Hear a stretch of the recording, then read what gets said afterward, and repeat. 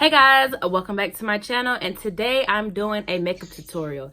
If you love to see how I created this look using the Morphe Bronze Goals Palette, then keep on watching.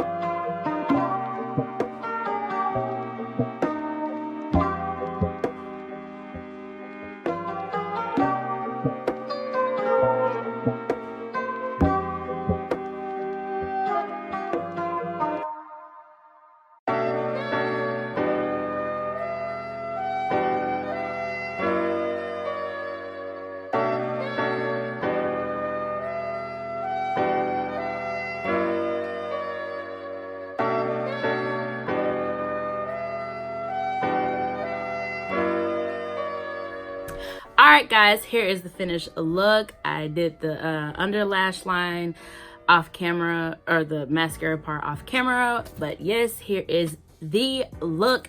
Thank you so much for tuning in. If you like this video, give it a thumbs up. If you haven't already, please hit that subscribe button right now, and while you're right there, hit that bell so you can be notified when I upload new videos. And until next time guys, peace.